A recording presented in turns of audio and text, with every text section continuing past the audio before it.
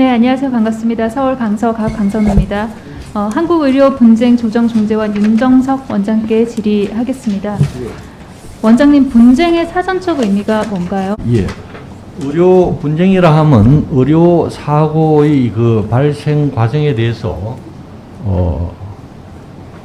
양 당사자가 이 원인이나 그 범위에 대해서 분쟁이 발생한 상황을 의미한다고 할 수 있습니다. 그 분쟁의 사전적 의미, 일반적으로 받아들여지는 분쟁의 의미는요, 말썽을 일으켜 시끄럽고 복잡하게 하는 다툼입니다. 그러면 의료 분쟁의 경우 환자와 기관인 병원이 다툰다고 할 때 말썽을 일으킨 쪽이 대부분 어느 쪽일까요, 원장님? 일단 원인은 의료 처치에 있어서 과실이나 잘못이 있은 의료 기관에 있지 않을까 생각이 듭니다. 그렇죠. 슬라이드 보시겠습니다. 2만 명 넘는 국민이 의료 분쟁에 대한 불만으로 청와대 국민청원을 올렸습니다. 저희가 의료 분쟁 조정, 의료 분쟁 조정 중재원으로 검색을 했을 때 총 62건의 국민청원을 확인했습니다. 주요 내용으로는요, 한국의료분쟁조정원 폐지해주세요. 의료분쟁조정위원회는 국민을 위한 것이 아닌 의사, 병원을 위한 기관이다. 의료분쟁법을 피해 환자와 유가족들에게 유리한 방향으로 개정해 주십시오. 한국의료분쟁조정중재원 조정 절차의 피신청인, 즉 의료기관 및 법인이죠, 의무 참여 법제화 시켜주세요 등이 주요 내용이었습니다. 다음 슬라이드 보시겠습니다. 전체적으로 현황을 살펴봤을 때 의료 분쟁 조정 절차가 개시되지도 못한 상황이 전체의 약 절반입니다. 왜 이렇습니까, 원장님? 현재 법제상 중대한 그 결과가 발생한 자동 개시 사건 이외에는 피신청인 의료기관이 동의하지 않으면 일단 절차가 진행이 되지 않습니다. 그렇죠. 병원 측이 나오지 않겠다고 하면 바로 각하가 되는 거죠. 예.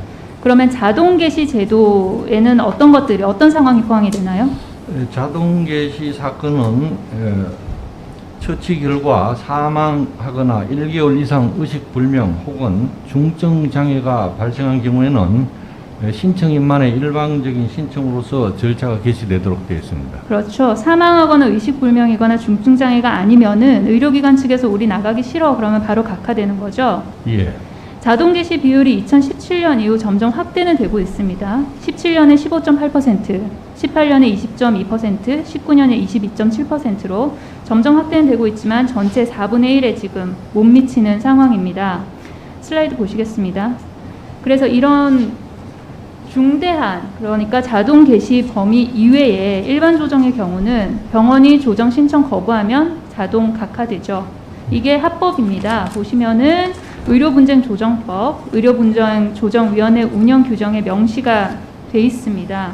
이게 환자를 위한 법일까요, 원장님? 이것은 뭐 이렇게 입법된 것은 여러 가지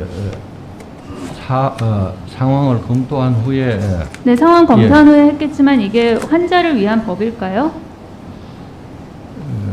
그렇죠. 뭐 환자와 의료기관의 양자를 조정하는 입장에서 이렇게 제한적으로 규정을 하지 않았나 생각이 됩니다. 네, 환자와 의료기관 양면이라고 말씀하셨는데 그러면 우리 의료분쟁조정중재원의 존재 이유에 대해서 한번 말씀을 올리겠습니다.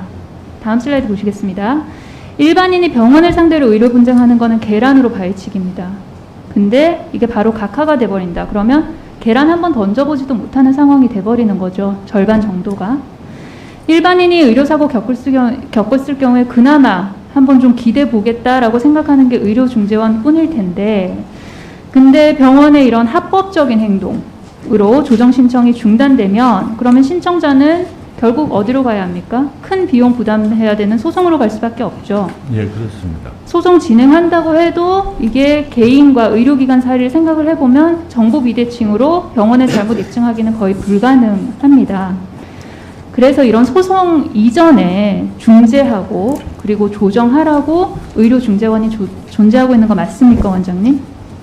예, 그렇습니다. 그러면 방금 말씀하셨던 우리 의료중재원의 그 환자와 의료기관 사이의 어떤 그런 역할이라고 말씀하셨는데 의료중재원의 미션에 대해서 한번 따져보겠습니다. 의료중재원 미션 뭔지 알고 계십니까? 예.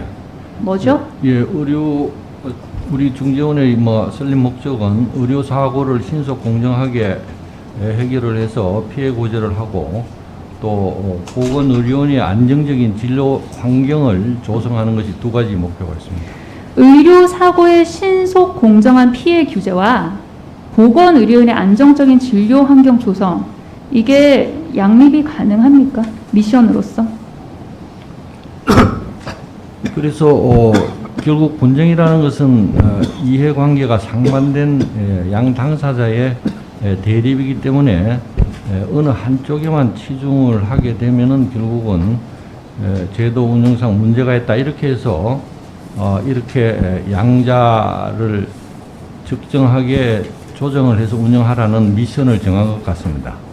그 조정이라고 하는 것이 중간에서 화해 또는 타협점을 찾는 것이죠. 그렇다면은 이 의료 사고의 신속 공정한 피해 규제와 보건의료인의 안정적인 진료 환경 조성 사이에서 해피미디움은 어디라고 생각하십니까, 원장님?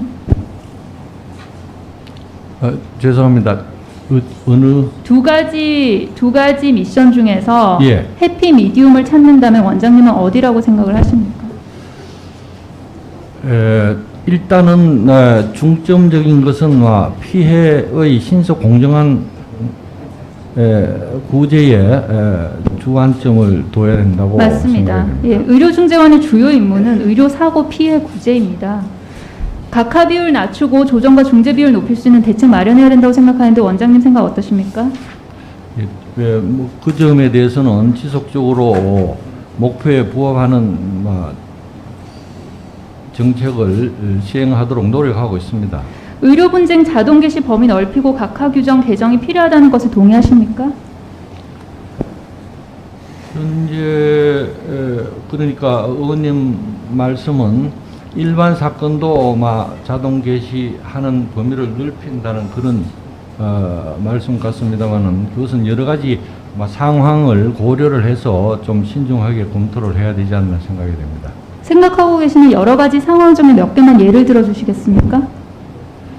지금 세 가지 그 중대한 결과에 대해서 자동 개시를 하고 있는데 범위를 넓힐 필요가 있는 한정된 부분으로 일단 조금 더 범위를 점차적으로 넓히는 그런 방안을 한번 생각해 볼 수 있지 않을까 생각이 듭니다. 네, 원장님 의료 분쟁에서 일반 국민은 절대 약자입니다. 절대 약자인 일반 국민을 위해 우리 의료중재원이 존재하고 있다는 것을 잊지 말아 주시기 바랍니다. 예, 알겠습니다. 열심히 노력하도록 하겠습니다. 네, 이상입니다.